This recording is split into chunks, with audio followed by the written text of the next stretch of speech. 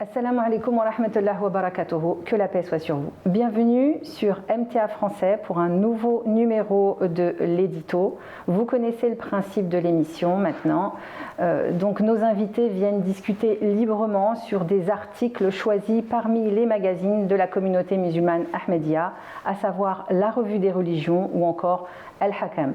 Alors cette semaine, nous avons décidé de discuter sur un seul sujet. C'est vrai que 30 minutes pour discuter sur deux sujets, ça faisait un peu court. Donc désormais, un seul article. Alors il s'agit de l'égalité des sexes en islam, publié le 18 mai 2020 dans la Revue des religions et écrit par Farhan Iqbal Sahib, qui est missionnaire au sein de la communauté musulmane Ahmadiyya au Canada. Avec nous pour en discuter, nous accueillons Madame Aminata Touré, qui nous fait le plaisir de revenir. Je rappelle que vous êtes secrétaire nationale responsable du pôle prédication. Et Madame Zahra Ibdelaïd, vous êtes, alors corrigez-moi si je me trompe, bénévole et coordinatrice des actions Humanity First France. C'est ça. Assalamu alaikum wa rahmatullahi wa barakatuhu. Wa alaikum salam. Bienvenue à toutes les deux. Donc on va tout de suite entrer dans le vif du sujet, mais avant de discuter de ce que l'islam dit en matière d'égalité des sexes, Zahra, est-ce que vous pouvez nous expliquer d'où vient cette notion, alors non pas d'égalité des sexes, mais plutôt d'inégalité des sexes? Alors, cette notion remonte en fait à la création d'Adam et Ève.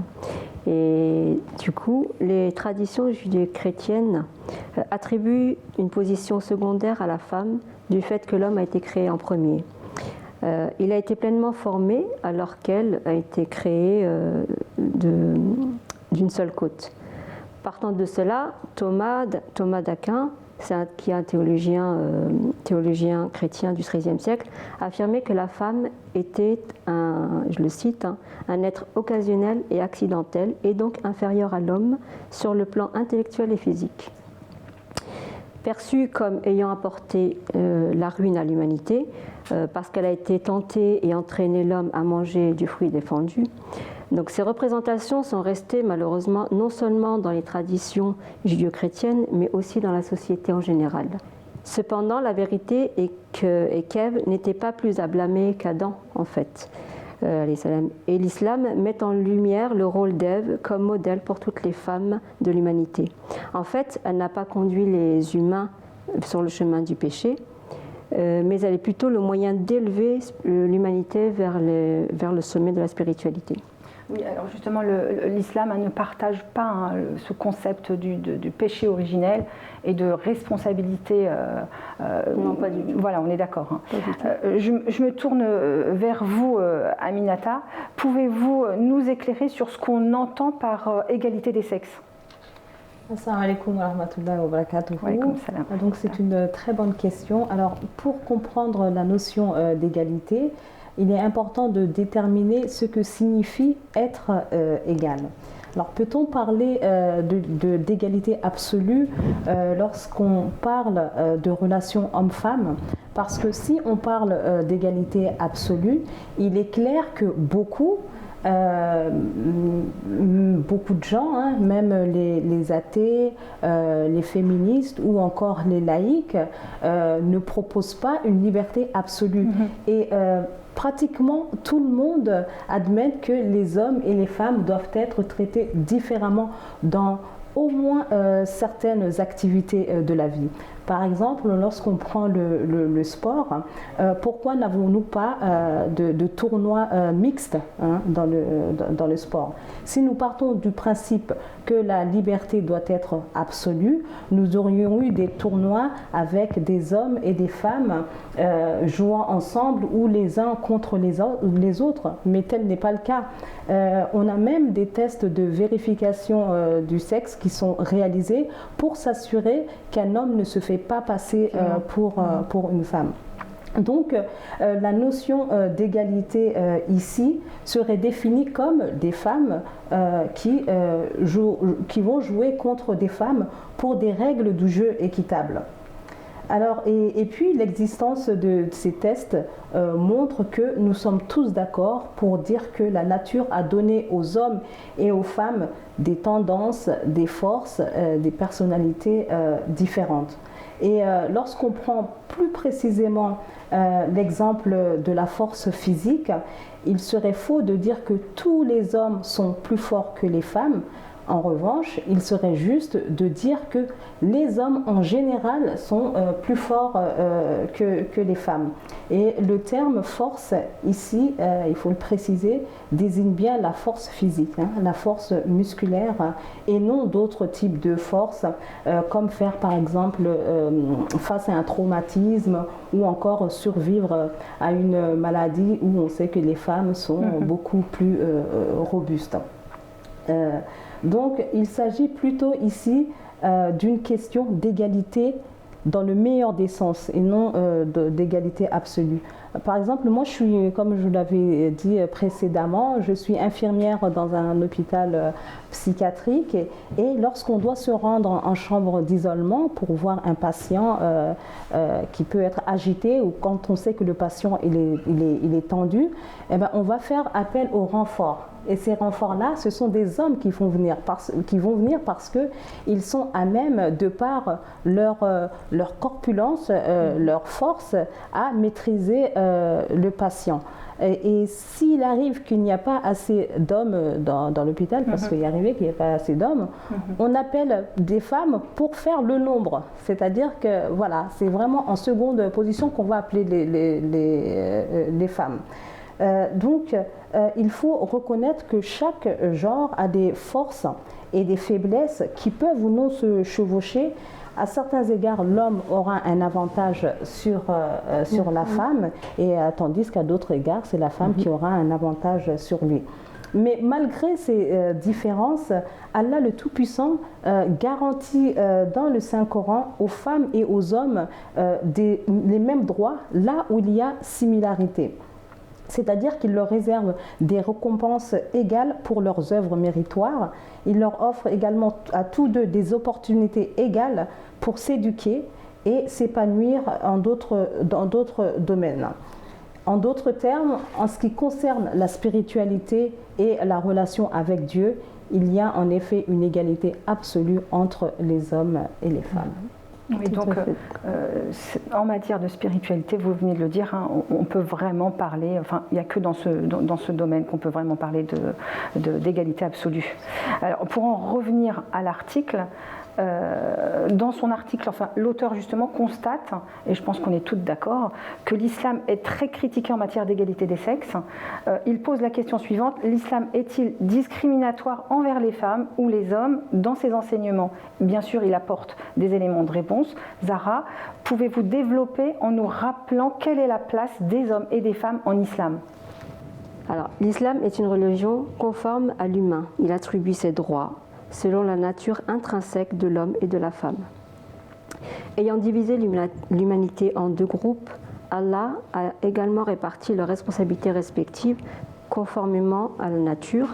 Le rôle de l'homme est de protéger, nourrir sa famille, alors que celui de la femme est d'éduquer les enfants, de consoler, de procréer, d'avoir des enfants. Donc du coup, elle a cette patience que l'homme n'a pas. Et dans son travail, l'homme, il a cette force que la femme n'a pas. Donc du coup, ils sont complémentaires en fait. Ils restent complémentaires. Ce que beaucoup considèrent comme une inégalité entre les sexes dans l'islam est en fait l'égalité sous la meilleure forme. Du fait que les femmes naissent avec la capacité de donner naissance à des enfants et sont naturellement mieux équipées pour répondre aux besoins d'un nouveau-né. L'islam leur a attribué un rôle plus central en termes d'éducation des enfants, comme je viens de le dire. Cela ne veut pas dire que les hommes n'ont aucun rôle à jouer à cet égard. Cela signifie seulement que le père a un rôle de soutien, tandis que la mère a le rôle principal et la responsabilité de s'occuper des jeunes enfants. Donc, à l'inverse, l'islam attribue le rôle du soutien financier de la famille, donc à mari, comme en tant que mari, en tant que père. Donc, le mari porte la lourde responsabilité de veiller à ce que la famille soit bien prise en charge. Donc du coup, ceci est exposé dans le Saint-Coran, dans ce verset qui dit « et elles, donc les femmes, ont des droits similaires et égaux à ceux des hommes sur elles en équité. C'est-à-dire que pour les femmes, il y a exactement les mêmes droits que pour les hommes, car les hommes ont des droits sur les femmes. Et donc il y a donc une égalité totale, il n'y a aucune différence entre les droits fondamentaux des femmes et des hommes. D'accord. Et justement, pour rester sur la femme, hein, ces derniers siècles, en Occident, les femmes se sont battues pour leur liberté, pour obtenir des droits, et à juste titre, hein, droit de travailler, droit d'étudier, le droit de vote, le droit d'avoir un compte en banque. Alors, Aminata, qu'en est-il de la femme musulmane ? Alors, il est courant de croire que seule la civilisation occidentale a garanti à la femme un statut privilégié. Et l'Occident se fait un point d'honneur de proclamer haut et fort que c'est seulement dans leur culture que la femme est presque l'égale de l'homme. Alors, le calife de la communauté musulmane Ahmadiyya, Hazrat Mirza Masroor Ahmad, a soulevé un point très important en disant regardez les femmes en Occident, elles demandent leurs droits auprès de qui? Elles demandent des droits auprès des hommes de ce monde. Et suite à ça, ces hommes-là se réunissent pour proclamer, pour promouvoir leurs droits. Et ces droits ont été obtenus très récemment, hein, au cours du XXe siècle. Pour vous citer juste quelques exemples, hein. En 1924, les programmes scolaires deviennent identiques pour les filles et les garçons. En 1944, le droit de vote est accordé aux femmes. En 1946, le principe de l'égalité entre hommes et femmes est inscrit dans la Constitution de la 4e République. En 1965, la femme peut ouvrir un compte en banque. Durant cette même année, elle obtient le droit de travailler sans l'autorisation de son mari. Et en 1975, le divorce par consentement mutuel est accordé. Donc on voit bien que ces droits sont relativement nouveaux, hein, voilà, récents en Occident, et ont été obtenus au prix d'une lutte mouvementée et acharnée. Et ce sont des droits, comme je l'ai dit, qui ont été accordés par des hommes. Qu'en est-il pour nous, les femmes musulmanes ? Nous, les femmes musulmanes, nous n'avons pas eu à nous battre pour avoir nos droits. Nos droits ont déjà été établis par le Saint-Coran il y a 1400 ans de cela. Et avec l'avènement du Saint-Prophète Mohammed sallallahu alayhi wa sallam, l'impact de son message a donné lieu à une nouvelle forme de vie et créa les bases d'une société saine et civilisée. Et dans cette nouvelle structure, la femme a vu son statut évoluer. Et en effet, cette nouvelle loi, la loi du Saint-Coran, aux yeux de cette loi, la femme, elle a acquis une personnalité très distincte de celle qu'elle avait antérieurement. C'est-à-dire qu'avant, elle était maltraitée, elle était considérée comme un objet sans valeur, elle n'avait aucun droit, pas de droit à l'éducation, elle n'avait même pas de droit sur son propre corps, ni le droit à l'héritage, elle était même distribuée avec l'héritage. Et le Saint-Coran lui a accordé des droits égaux à ceux des hommes, la liberté de travailler, le droit de posséder des biens et d'en disposer comme elle le voulait, le droit de s'éduquer, hein, le droit de se prémunir de garanties exceptionnelles lors du mariage. Donc on voit que l'islam est officiellement la première religion à avoir accordé à la femme un statut jamais reconnu auparavant. Donc nous, les femmes musulmanes, nous n'avons rien à envier aux femmes occidentales ou occidentalisées. Voilà. Oui, vous voulez peut-être continuer? Ouais, je voulais juste dire que si les droits des femmes dans les pays musulmans sont bafoués, ce n'est certainement pas le Saint-Coran qu'il faut blâmer, mais le comportement indigne voilà, des personnes qui se livrent à de tels actes. Il faut rappeler aussi que la femme du prophète, Khadija, avait son propre commerce aussi, et qu'elle gérait son propre argent, et voilà. Oui.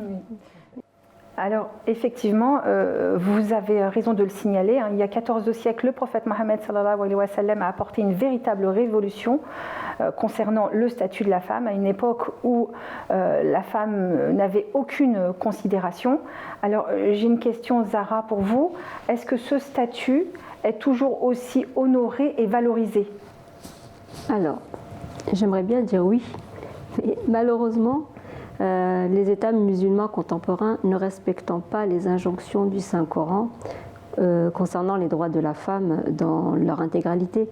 De ce fait, les critiques ne peuvent pas en accuser les enseignements islamiques. Personne ne peut légitimement soulever l'objection que le Saint-Coran usurpe les droits de la femme.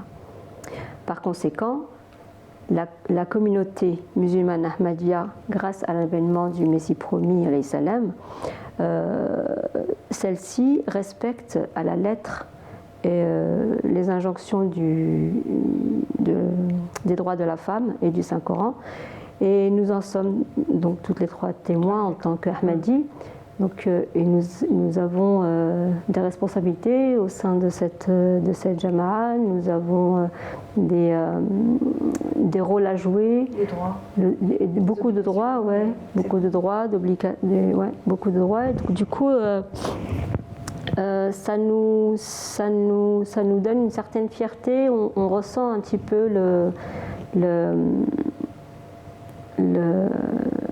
le regard que l'islam nous apporte en fait, nous donne. Donc, du coup, voilà la réponse. Écoutez, mesdames, je pense qu'on ne peut pas parler d'égalité des sexes sans aborder la question du voile. Actuellement, c'est l'une des questions les plus controversées. Alors, j'ai d'abord une question pour vous, Aminata, pour dissiper toute incertitude. Est-ce que le voile fait partie des fondements de l'islam? Autrement dit, est-ce qu'il y a une injonction islamique à ce sujet? Alors, oui. Il est clairement, le voile est clairement une injonction islamique et c'est une prescription qui est contenue dans le Saint-Coran. Ce n'est pas du tout une innovation comme certains veulent le faire penser. Bien qu'il soit considéré comme un symbole de la position subordonnée de la femme dans le monde islamique, il n'en est rien. Le voile en fait symbolise la chasteté. En effet, dans la sourate Al-Nur, Allah enjoint aux femmes croyantes, lorsqu'elles font face aux hommes, de baisser leur regard, de préserver leur chasteté et de ne pas dévoiler leur beauté, qu'elle soit naturelle ou artificielle, et de se couvrir la tête. Mais il est également enjoint aux croyants, ils ont reçu un commandement similaire dans le verset qui précède le verset où l'injonction est faite aux femmes, où il est dit, Allah dit également aux croyants de baisser leur regard et de préserver leur chasteté. Donc il est clair que les hommes et les femmes partagent également cette responsabilité d'observer cette injonction. Ils devraient tous deux baisser leur regard et en d'autres termes observer le voile des yeux. Mais il est dit en plus pour la femme qu'elles tirent leur couverture de tête sur leur poitrine. On sait que les femmes, elles ont des atouts physiques qui peuvent être attirants. Donc cette injonction est faite pour qu'elles puissent en fait couvrir ces atouts-là pour pas justement attirer les hommes. Donc bien sûr, bien sûr le port du voile doit intégrer tout un comportement de décence, d'humilité, que la personne doit observer en portant le voile. Donc il faut vraiment garder en tête que le commandement concernant le voile est destiné au bien-être des croyants. Et il n'a pour but que de permettre aux croyants de se purifier et de se sauvegarder contre la chute morale. On est d'accord que comme toute injonction, on sait qu'il n'y a pas de contrainte en religion. Alors c'est une injonction divine personne, que ce soit le mari, que ce soit le père ou autre, personne ne doit forcer la femme à porter le voile si elle ne le veut pas. Oui, c'est important de le rajouter. Dans certains pays d'Europe, et plus particulièrement en France, le voile est synonyme d'oppression, de soumission de la femme, et donc contraire aux valeurs de la République. Est-ce que vous voulez réagir à ça, Zahra? Alors, le voile islamique est condamné par les non-musulmans, effectivement, et considéré comme un signe d'arriération incompatible avec le monde contemporain. Ils disent que c'est un fardeau, une restriction, et qui a été imposé aux femmes musulmanes par les hommes pour les priver de leur liberté. Mais nous a-t-on demandé notre avis? Je ne pense pas. Mais si l'on regarde d'un peu plus près ce sujet, on constatera que les voiles des femmes n'est pas quelque chose que l'islam a inventé. Les écritures précédentes révélées contiennent aussi quelques traces d'enseignements similaires et l'islam est venu seulement pour les compléter et les perfectionner. Donc Marie, la mère de Jésus, était aussi voilée, les sœurs sont voilées. Le voile n'est pas incompatible avec les valeurs de la République, au contraire, la République nous donne la liberté d'expression, notre choix à condition de ne pas outrepasser les limites évidemment établies par la loi. La tenue vestimentaire étant un choix et une liberté individuelle, elle n'est en aucun cas contraire aux valeurs de la République qui est garantie par la loi de 1905 sur la laïcité. Donc voilà, et nous en profitons donc pour pouvoir mettre notre voile en toute liberté. Vous l'avez dit, hein, c'est un choix, Oui. c'est notre liberté en fait. Exactement. Malheureusement, on entend des propos très durs à l'encontre de la femme qui se voile. Elle est montrée du doigt par certains médias, par certains politiques. On a l'impression que quoi qu'elle fasse, quoi qu'elle dise, elle est stigmatisée. On ne veut ni la voir ni l'entendre. Aminata, que faut-il faire pour qu'elle puisse se faire entendre ? Alors, tout d'abord, c'est marrant. Ce qui est marrant, c'est que ces personnes-là qui sont contre le voile avancent comme argument que les femmes voilées sont forcées de porter le voile. Donc, ils volent soi-disant au secours des femmes voilées. Donc, ces personnes-là nous infantilisent et nous, comme si on ne pouvait pas parler, comme si on ne pouvait pas se défendre. Donc, ce sont des personnes en fait qui n'ont rien à faire des femmes voilées qui seulement cherchent leur propre intérêt. Alors moi, je voudrais dire que par la grâce d'Allah, nous, les femmes Ahmadi, nous avons des femmes très éduquées, vraiment éduquées, qui sont parmi nous, qui ont fait de hautes études et qui occupent des places importantes. Elles sont médecins, elles sont journalistes, elles sont professeurs et elles sont très professionnelles et très compétentes dans leur domaine, et tout en gardant bien sûr leur voile. Et le voile n'enlève en rien leurs compétences et n'affecte pas non plus leur intellect. Donc, pour nous faire entendre, il faut que l'on soit visible en fait, comme ce qu'on fait. Il faut faire des programmes. Aujourd'hui, on est là pour s'exprimer. Il faut continuer à s'exprimer,